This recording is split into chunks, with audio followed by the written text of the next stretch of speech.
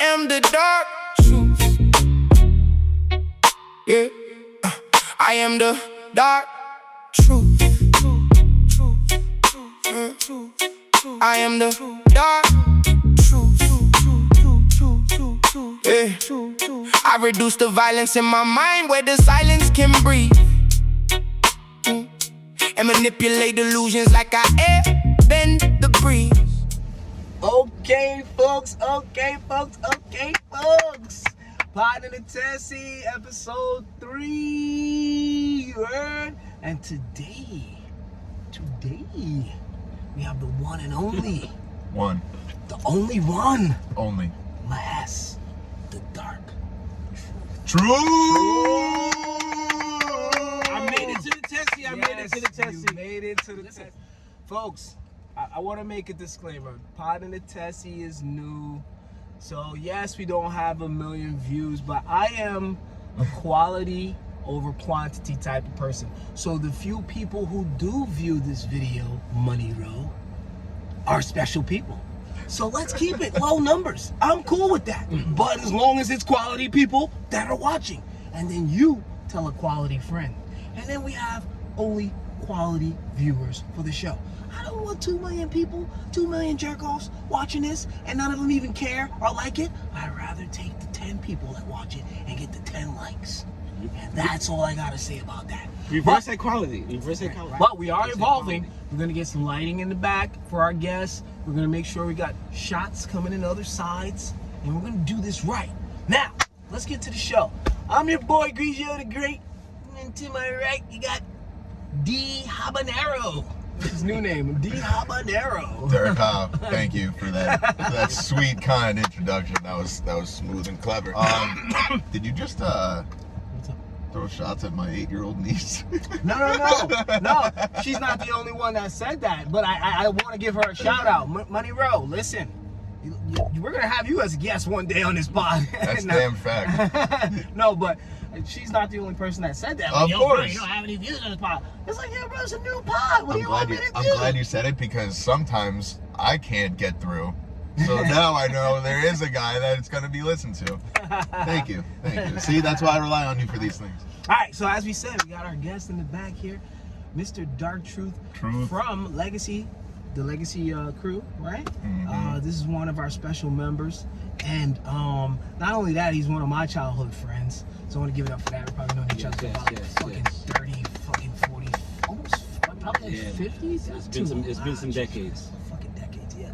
So, can I go first? Can I go with my first question? You most certainly go first. It's You your go Tessy. first. No, because I usually let him. I defer. With how polite that was, how can I say no? Oh, thank you, bro. Yeah. Thank you. So, my first question to you is sort of similar to my question for Janier. Knowing you for years, I have no idea, because like from the time that I met you, you were drawing your own comic books. You were kind of like you were probably at that point the most creative friend that I had, growing up on the block, because like literally your whole crew, Derek, Anton, and Mahess, Damn Massive, you remember? Damn Massive. Don't forget Patrick. And Patrick, you guys were the creatives of the collective that we had. There was Y'all called us nerds, but yes. So yeah, pretty much. So we were the nerds of the crew. Yeah, pretty much. Right. So at this time, you got a block full of fucking wild animals. There's a group of guys who are just robbing stores. There's a group of guys who are just fucking stealing, embezzling funds. There's a group basketball. There's athletes. There's all kinds of things. Even to this day, the block has produced Francie, who was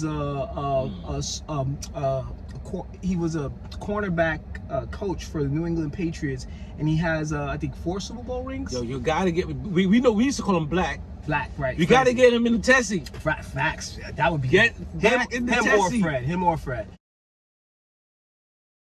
Yeah, then we have there's a girl from our block. Aisha Hines. She was on she's everything. She's in a million movies. You could look her up. She's on 911 right now. Yeah, she 911 Chicago. She played Harriet Tubman in the Underground. Yes, she did a phenomenal job. Dope in but she's in everything, y'all. Yes. She's in everything. Aisha, look her up. Talented actor.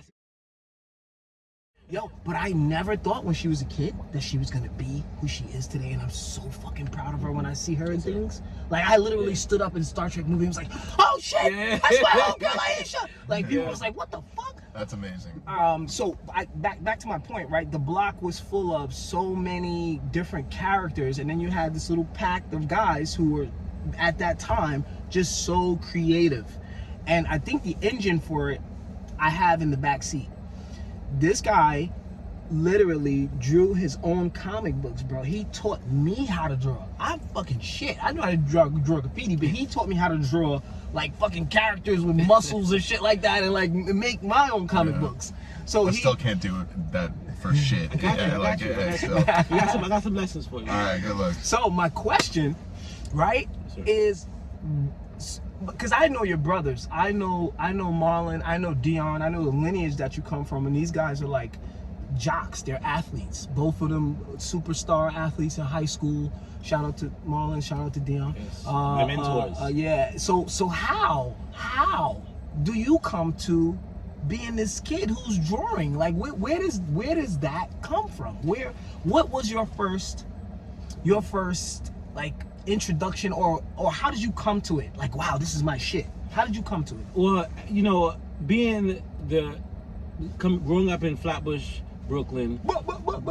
Shout out to Flatbush, LB, Linden Boulevard. I was always watching Battle of the Planets. For those who don't know, that's Gatchaman, the G-Force, right? Right. And watching, growing up watching cartoons, Super Friends, and reading comic books. I want to say that I owe my literacy to comics. Like, I first started reading because of comic books. Wow. You know what I mean? We didn't have internet and everything, so that was my escape. Watching cartoons and going and watching Flintstones and all of that. But the thing is, that what lacked is I didn't see myself.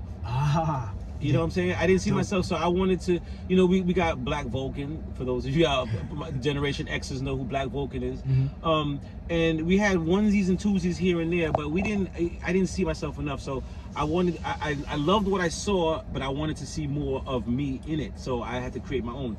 Derek, the guest of last episode, him and I, we grew up together, running the streets, make it. So there was a character named, my birth name is Mark, right? Nobody calls me Mark, but that's my birth name, right? So we watched Battle of the Planets, G-Force, and the main character name was Mark, and he had this weapon. It was called a sonic boomerang. It looked like a little eagle, and he throw it, and yeah. So and then Derek actually figured out, like, Derek. One thing I should give credit to Derek is he used to figure out how to make things, like how to like see things, and so let's make it. And he took a battery and a pen top and a cardboard, cut it out, and we had a sonic boomerang. We were doing, you know what I mean? So I used to want to see, like, I had this mind, like, I want to see what's in my head. So I had to draw it out, and we used to design stuff. And then it became, reading comics and stuff, and I said I want to make my own character. So I just seeing it and not seeing enough of myself. So, but my question is though, what was your first art experience? Is that your first art? Because you had to start drawing before that. Yeah, in kindergarten. I mean, I knew how to draw before I knew how to write. That's crazy. All kids, like when we're in your kindergarten, they start you off with crayons and stuff like that, and then before you even know your alphabet, you're drawing. But most people just do it because they're in kindergarten. I continued. You know what I mean? I was like, I'm going to continue drawing. I just saw things and wanted to see it, coming from my mind. I wanted to see it, so I just continued drawing. There's a comic, a book most Generation Xers who draw know called How to Draw Comics the Marvel Way. And I still have that book today. That book helped me to draw and understand the concept of anatomy and how to draw the body and all stuff. And I just continued drawing. I want that book. Yeah, this is a good place to put that picture right there. And most Generation Xers who draws knows this. I went to art and design high school, but I guess we'll talk about that later. That's really like, just watching cartoons. So just in kindergarten, you just picked it up and then you just continued. It just blossomed. Kindergarten. Dope. Kindergarten. Most kids are like still not even tying their shoes yet. This guy's like drawing full. No, but everybody draws in kindergarten. We're all drawing. We're all coloring and drawing. We're doing stick figures. You're doing like yeah. That goes 3D cubic mode. Right. That's crazy. So yeah, no, that actually kind of helps go into my first question, which is so like Dark Truth. I want to know like behind that, but does the comic book thing tie into Dark Truth and the origin of that, or how did that name come to be? So Dark Truth, right? So the name Dark Truth comes from the idea that a lot of times I always struggle with people not being authentic. We did it again. Yeah, I know. Yeah, but we'll try to edit it out. I'm sorry, go ahead. That's all right. And edit here. Okay, and so I always struggle with the concept of authenticity. I always like being authentic. I like people to come at me authentic, whether it's my relationship with women, whether it's my relationship with friends, you know, my teacher, my mother. Like authenticity is real. But a lot of times when you come and you bring your authentic self, I notice that most time people don't want to see that. They don't, because with that comes with having to face your reality, having to face being accountable for your actions. And so I hold myself accountable, and I also hold other people around me accountable for their actions. So a lot of times that brings out the truth, and the truth is not always good. So it's the truth is oftentimes dark. Yeah, exactly. So that's where that name comes from. Dark. But then also art. You know, I love art. I love all forms of art. Even the kind that I can't do, right? Like I can't sing. I love that. I can't do comedy. I love that. You know, dancing and everything. So I being that I love art so much, I noticed that a lot of artists, they bring the creations come from a dark place. Sometimes, you know, comedians, a lot of comedians, not all, but a lot of comedians, their comedy comes from trauma. You know, a lot of dancers, I know a lot, I've dated a lot of dancers, and for some reason I'm attracted to dancers. And they, a lot of times their movements, when they're just moving to music, and sometimes the emotion that comes out is coming from some type of dark place. So the art is the truth. The origin of the art is the dark place. So it's Dark Truth brings forth art. It's beautiful answer, bro. Yeah, I wasn't expecting that kind of answer, but again, you just continue to surprise us with the Dark Truth, bro. Thank you, I appreciate you, brother. So now, getting to my second question, I just want to know, right? Because like I said earlier, you coming from the lineage of guys who are athletic, and you also played football, yes. Brooklyn Skyhawks, I remember, sir. Right? How is it, and did your family like notice that you were different from your brothers? That's funny. That's a good question. That's a very good question, because yes. So all right. So it all started like, so one of my mentors is Dion, right? Dion and Marlon, right? Marlon's the middle child. Right. I'm the youngest of three boys, right? So never had any sisters. We always wanted, but that's not the conversation. So Dion really is the guiding light, right? He started playing football first. He went to Skyhawks first, and then I would always be following him. And Marlon would come, and even though he's a middle kid, he always come afterwards. So when Dion played Skyhawks, I wanted to play Skyhawks, and I was good at it. I'm athletic, but I lead with passion. Everything I do is always, I go passion first. I always struggle between, like Dion is very left brain, cerebral. I'm like right brain, creative, you know, instinctive. So everything Dion does is logic. He's like, this is the logical way to do things. And I'm like, yeah, but I'm not feeling that. Even though you're right, that's right. The logical way. The passion in you. The passion, yeah. I used to be on the field, and this is the 80s now, right? I used to be on the field in the middle of a game on a Saturday morning. And everybody's like, yo, let's go, let's play football, We're about to play. The referee's blowing the whistle, and all I can think of is, I'd rather be home drawing right now. I want to feel like I started this comic last night, and I want to finish it. And today is a new season in fall where they're bringing the new episodes for, you know, the Super Friends is coming up, is on right now, and I'm like, I don't want to be here, you know. But, all right, so I had another question tying back to your like visual art skills, and your now obviously we're gonna get into like, you know, some of your audible lyrical art skills. do those two come from the same part of the brain, or like how does that work? Like do you feel like your drawing is tied into your lyrics, or do you feel like your lyrics inspire your drawings? Or again, excellent question. Thank you. That's a good question. Yes. I thought I was in trouble for a second. No, that's an excellent question. No, that is definitely a beautiful question. I love that question because yes, it does, and I'm very visual. Interesting answer. I didn't say the answer yet. No, you said it. Yes, it does. We're good. Oh. No, yes. So I'm a very visual person. Everything for me is visual. It drives me crazy, and as a writer, where I have these ideas and thoughts in my head, and I can't get it out. So it's like I need to get it out. Every time we come up with a song, and we come up with a concept of a song, the first thing I do is visualize the video. I'm writing with either the video in mind or our performance in mind. I'm like, how can I write this where it'll be, I don't really like, I'm not really the most lyrical on the group. I think that would be this one here. But I mean, everybody's lyrical, but everyone's so modest. Everyone have their things. But anyway, but I was like, okay, I want to be. I'm trying to be the most visual, right? So it may not be the most lyrical. It might be more like what can I say? I think that's your passion coming through. Though. Yes. Yeah. And I noticed it too. He's the storyteller, bro. Yeah, and I want the best video. picture.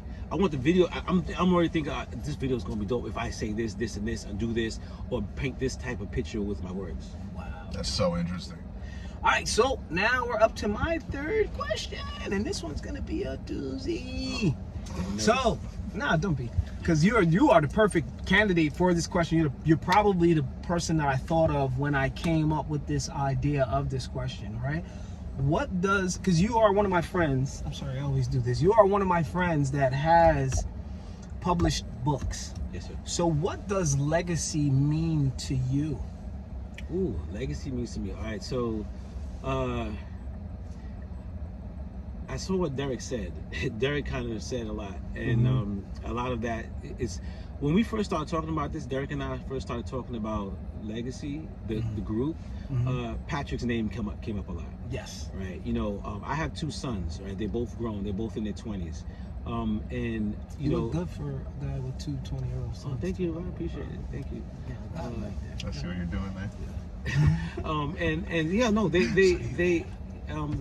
there.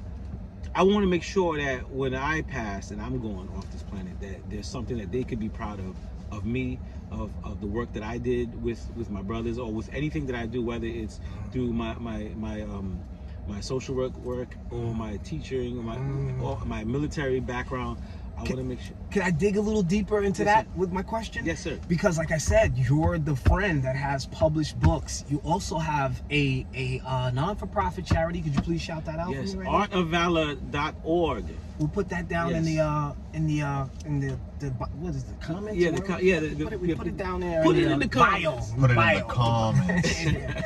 Put it in the comments. Yeah. So it's www.artofvalor.org, yes. and what it is it's having art therapy for our veterans. Fucking legacy builder right here. Yeah, that's what it is about. It's about the legacy, and then I have Dark Truth Imaginations LLC, and that's a whole other conversation because it'll take up all our time. I have some of the dopest friends in the world. I'm sorry. We really I didn't mean do. to interrupt you. No, you good. I have some of the dopest friends in the world. Go ahead. No, that's it. And so I want to make sure that when I'm going, that I leave back something that my sons could be proud of. Okay, real quick before he comes with his fourth question, shout the books out. I know yes. Sanjata. Yeah, so there's the two novels, Sanjata, book 1, The Blood Wars, book 2, Weapons, and then there's a children's book called Create Your Own Path, and there's a animated cartoon about the book on YouTube. You click this link right here. Yes. And then there's such good placement. And then there's Draw Your Own Conclusions, where it is a dope name, by the way. Thank you. It's an activity book where it's a coloring book where the main character, it's a story too. So most coloring books have a story. It's a story where the character Citra, and Citra is artist backwards, by the way. She is loosely based on my friend Micah's daughter.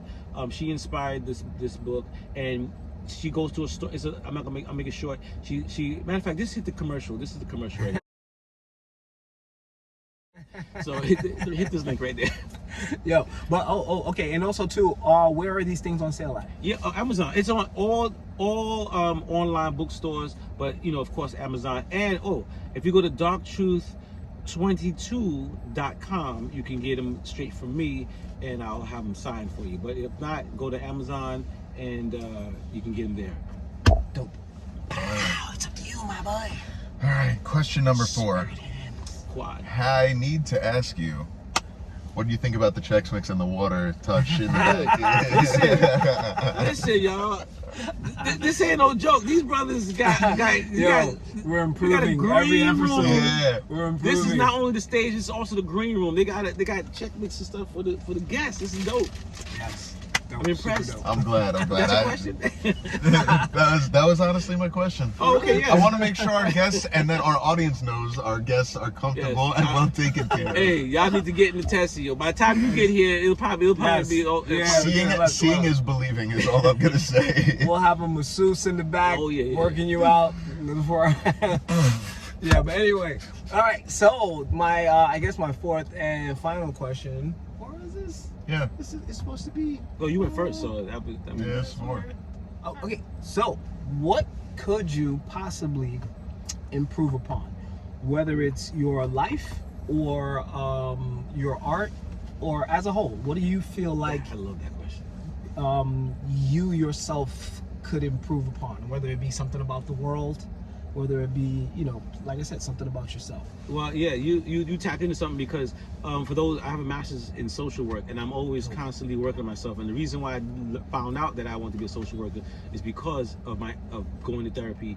And the main thing I need to work on myself is my patience.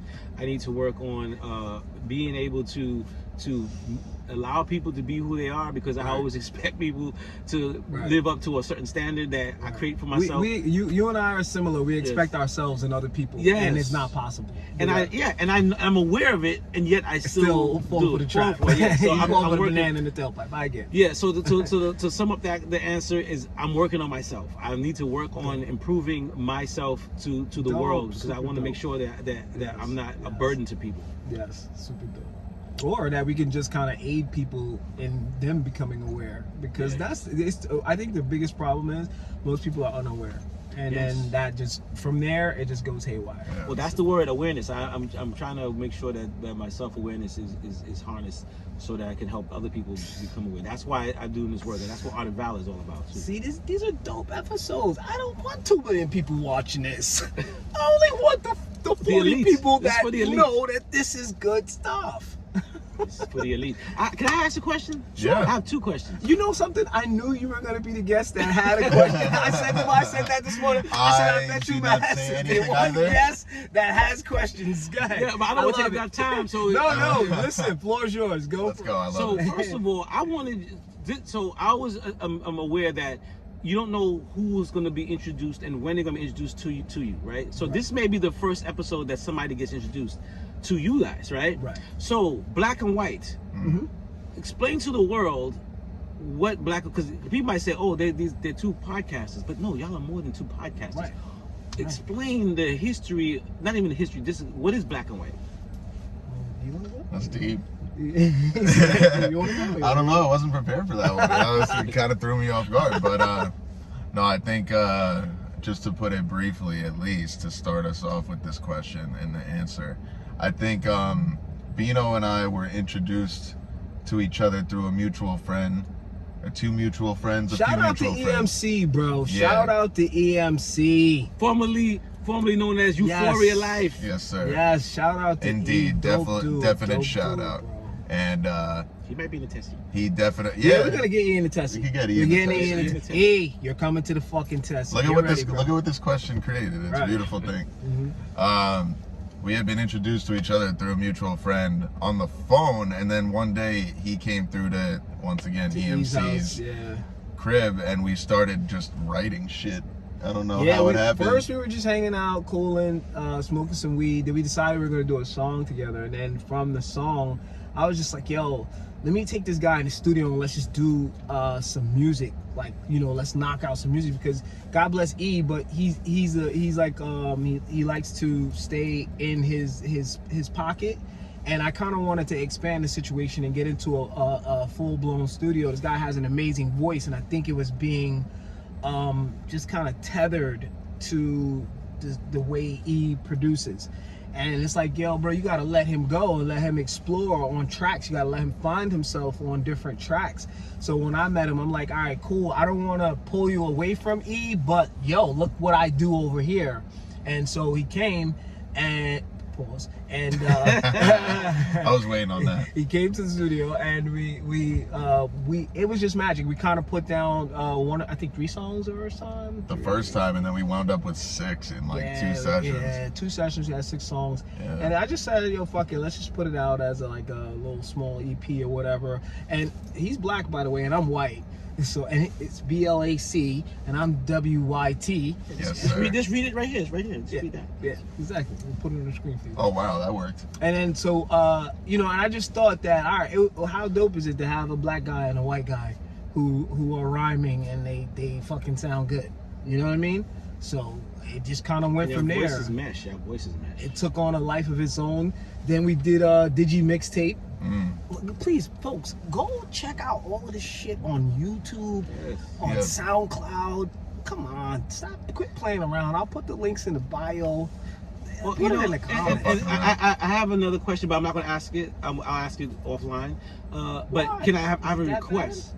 Huh? Is it that bad? Why would you No, ask it's not me? bad. It's not bad. I'm trying to respect your time. No, bro. Okay. It's the most polite guest we've Give had a so fuck. far. Listen, if Poddin In The Tessy has to run a fucking hour, we're running an hour. All right, goddamn do it. it live. Well, Poddin In Tessy, that was my question. No. What is the origin of Poddin In Tessy? Like, how did this come about? How did this happen? Dope question. Dope.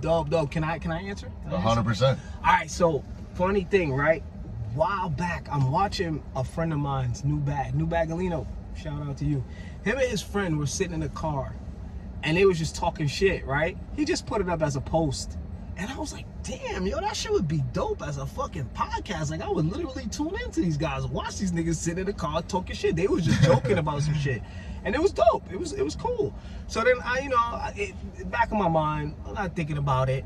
Then we went to the art festival that night, Yes. the art show, and this guy says to me, we should do a Poddin In The Tessy. And I was like, oh. And I didn't respond to him or anything like that. I just went home and I thought about it. I was like, yo, that's a great idea. We should just I saw the aesthetic of how it looked when my boy shot his he just did like a little, you know how people do like little small video live or go live in their car. Yeah. So I saw the aesthetic of him going live, and I liked this camera shot with the 2 people. And then I thought to myself, it would be so dope when we have the guest in the back, in the middle. So then it just became a thing. And then I'm like a fake creative, so I like to just try and do what I can whenever I can. Nah. You know, Not fake creative, that's bro. that's in essence, that's where Poddin In The Tessy came from. I thought that I had in my head that he revived, and then here we are. Boom. Nice. You know?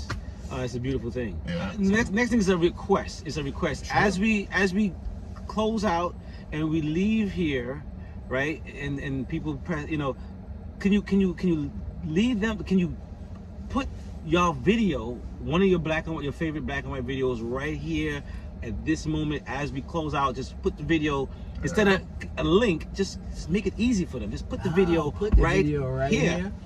Right at the end. That's Even true. a clip. That's a clip. Just I could do that, but a clip of it. But the link is actually going to get me a view. You can right? put the link too. No, Put the but link. no, you're right. The link right 100% here. right. This is the link. The link is right. Put the link in my Cross hand promotion, 100%. Yeah, but you know but what? put a snippet of it right after you sign off.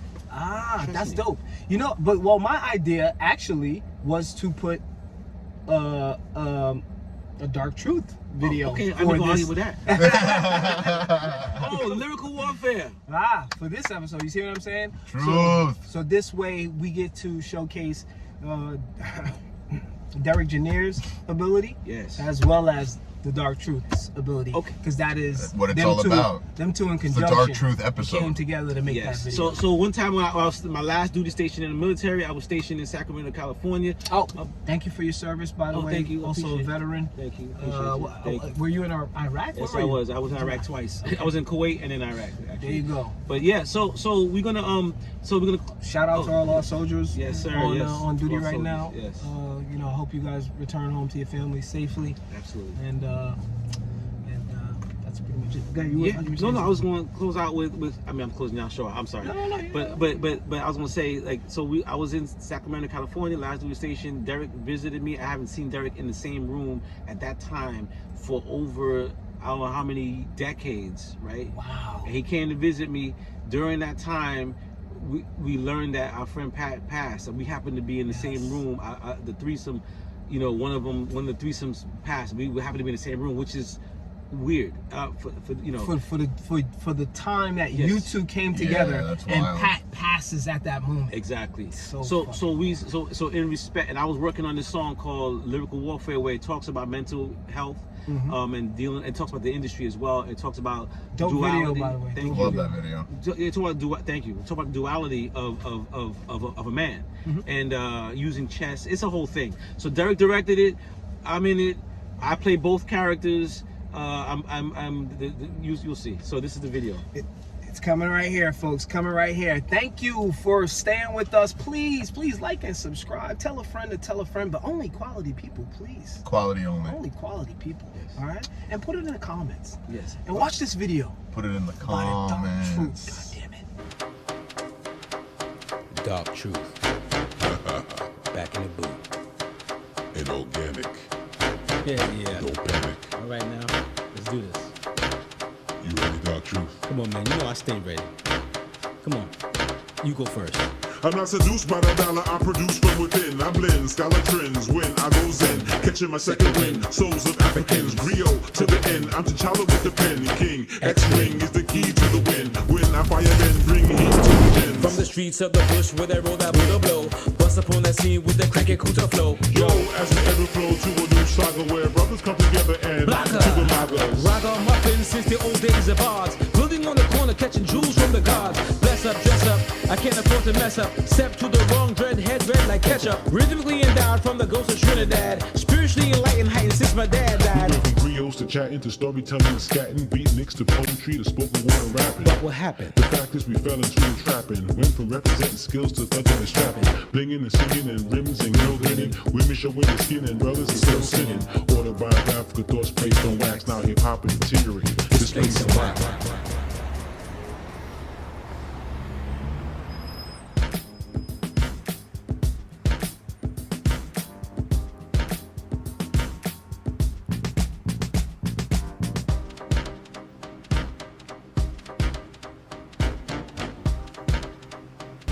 And we'll see you next week with another episode of Poddin In The Tessy with my boy Johnny. Hey Johnny. Grand High. Hey Johnny, you're Coming up. to Tessy. Look, they got food, man. Yeah, we got food, Johnny. We got food.